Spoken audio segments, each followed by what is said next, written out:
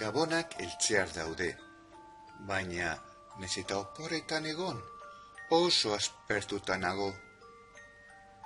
Nire gurasoak oso onak dira, baina lan asko egiten dute, batzuetan gehiegi, eta ez dute nirekin jolasteko astirik. Aizu, Martin. Bai, hori da nire izena. Ama berandu helduko da lanetik, eta nik gabonetarako erosketa batzuk egin behar. Beraz, aititeren etxean egongo zara ama bila etorri arte. Aitite maitagarria da benetan, baina haren etxean izugarri aspertzen naiz, zeren eta ez baitu jostailurik. Gainera, ezin da nirekin parkera joan futbolean jolasteko, mina durako hankak.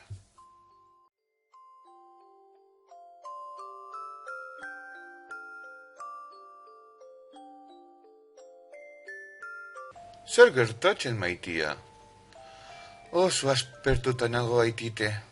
Hemen ez dut lagunik, eta zure etxean ez duzu ezer ni jolasteko. Baina, ez aldakizu jostailurik onena burua dela? Nire buruan? Zer da? Ilea? Ez, lastana, ez, barruan. Ez dut ulertzen Aitite, zer da? Imaginazioa. Badakizu zer den? Baietz uste, baina ez nago ziur. Adibidez, ez duzu inoiz asmatu beste pertsona bat zarela? Bai, batzuetan oso futbolari trebea naizela asmatzen dut, munduko onena, eta golpio saltzen dudala. Ba hori da imaginazioa. Historio labur bat kontatuko dizut. Nik, zure adinean, ez nuen jostailurik. Beraz, asmatu behar. Adibidez, kutxa handi bat hartzen genuen eta kauboi bihurtzen ginen gure fortean indioak akabatzen. Edo eta saldunak gure gazteluan etxaien kontra borrokatzen. Eta hori guztia kutxa batekin? Bai, Martintxo, bai. Kutxa bat edozein gauza izan daiteke imaginazioa erabiltzen baduzu. Orain, zoaz parkera, egun ederra du eta.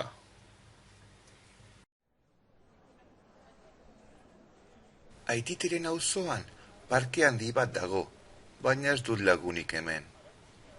Baietz esango nuke, hemen gumeak beren etxean daudela gurasoekin edo olontxirorako gutuna idazten. Baina, zer da hau? Kutxa handi bat! Orain ikusiko dut benetan divertigarria den, Aititek esan duen bezala. Barruan sartu eta kauboitan ibiliko naz. Etxo, zer egiten ari zara kutza horren barruan? Hau ez da edozein kutza, hau kauboien fortea da, eta indio pilo bat akabatuko dut. Jolastu nahi duzu nirekin? Ez motel, nik etxean super mega bideokontzola ikaragarria daukat, joko askorekin. Arma modernoenak erabilditzaket etzai madarikatu guztiak txikitzeko. Agur umetxo, ondo pasa.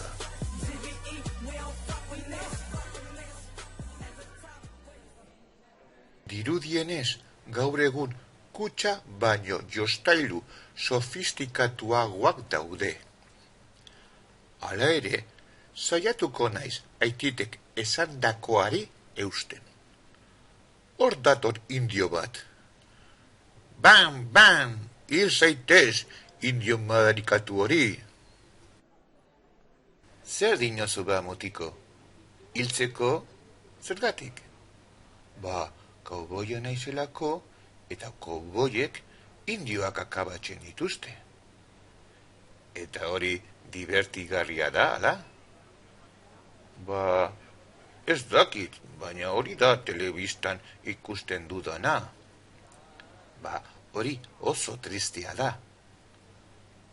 Orduan, zergaitik hiltzen dute elkarhelduek?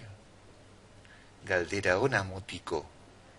Batzuetan, helduok oso leloak gara, eta ezin ditugu gure arazoak hitz eginez konpondu. Baina, hala ere, hau oso triste eta serioa da. Ez da jolasteko gaia. Naiz eta bestiak gaiztoak izan. Zer uste duzu, ba? Indioak gaiztoak direla? Ba, hori da telebistan, bai, ikusten duzuna. Entzun, gauza bat esango dizut. Ni Ego Amerikakoa naiz, beraz, esan daiteke indioa naizela. Pentsatzen duzu gaiztoa naizela? Ba, ez. Horrezigatik, bilatu behar dugu elkarrekin bakian bizitzeko modua. Borroketan ibili barik, inor hilegin gabe. Eta zergatik etorri zara hona? Bizimodu hobea aurkitzeko hemen, lehenengo munduan. Lehenengo mundua? Zer da hori ba? Azalduko dizut. Hemen, ikasteko ikastolak dituzue. Gaixorik zaudenean, medikoaren zoaz. Gabonetan, olentzerok opari asko ekarriko dizkizu. Egunero gozaltzen, bazkaltzen eta faltzen duzue. Eta zure gurasoek lan egiten dute, ezta? Ba, bai, hori da lehenengo mundua. Nire herria oso pobrea da. Ikastetxe gutxi daude, eta gainera ez nuen ikasteko astirik izan. Lan egin behar izan nuen familia pobrea zelako. Mediku gutxi eta oso urrun hirian bizi dira. Omentzako jostailurik ez, eta batzuetan ez da jateko ere ez dago. Horrezigatik nago hemen, aukera bat izateko nire familia mantentzeko. Zorte handia duzu hemen bizitzeagatik. Orain, segi jolasten mutiko. Lanera joan behar dut eta agur eta gogoratu, heriotzarekin ez da jolasten.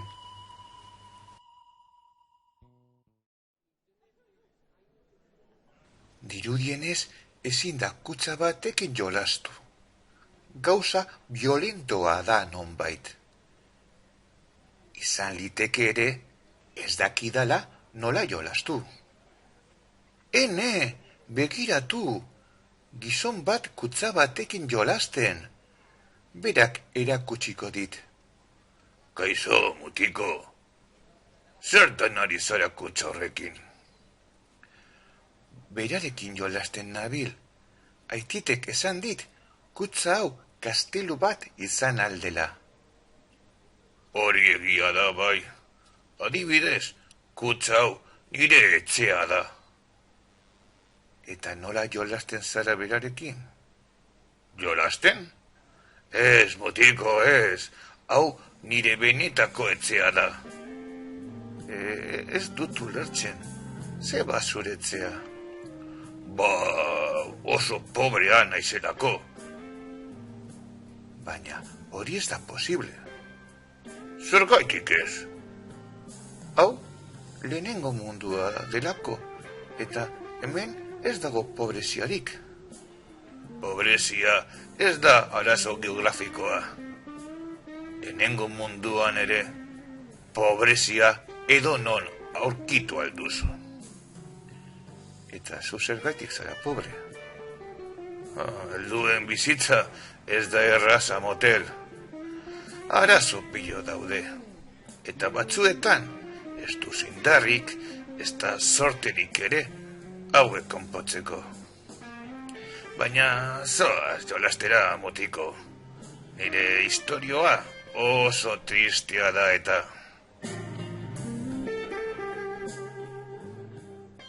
Orain ez dut jolastiko gogorik. Kutsa honen errua da. Postiko bat emango dizut. Zo azpikutara kutsa madarikatua. Ai! Baina, kutsak hitz egiten du. Ez da kutsa izan ni baizik. Nor zara zu? Zer egiten ari zara nire kutsan? Gaztelunen printzesa naiz. Hau ez da gaztelu bat. Hau kutsa triste bat baino ez da. Zergaitek esaten duzu hori, Martin, sartu.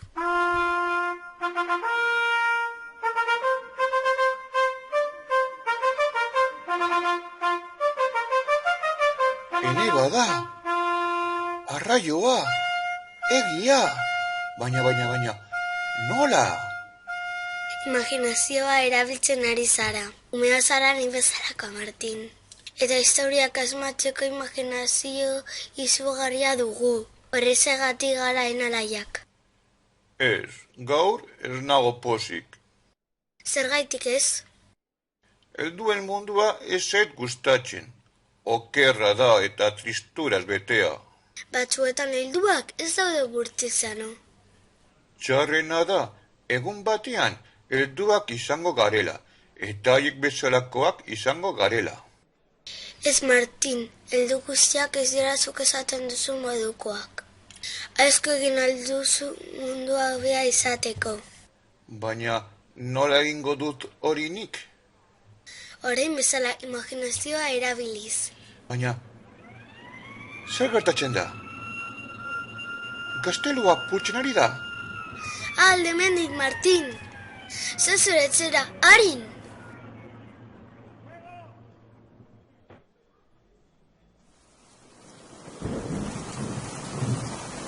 Euria da, eta kutsa bustitzen eta purtzen ari da. Kapela moduan jarriko dut kutsa burua ez bustitzeko. Azkenean, aititeren etxean, kutsa guztiz apurtuta dago. Eskerrik asko kutsa, oso lagungarria izan zara eta asko ikasi dut zurekin. Zorionez ez zaude bustita, Martin. Ama, orain txetorriko da bila. Kaixo lastana, egun ona izan duzu aititeren etxean? Bai ama, egun polita esan dut benetan. Goazen etxera, esan agur aititeri. Agur, aitite, bihar arte. Itxaron bihotza, datorren astean gabonak dira. Eta olentzero, etxe honetara ere etorriko da. Zer eskatuko diozu hemen? Opari merke bat aitite. Honela, olentzerok diru gehiago izango du ez daukatenei laguntzeko. Hori oso ideia ona da lastana. Orduan, opari merke bat. Bai, aitite, baina kutsa handi batean.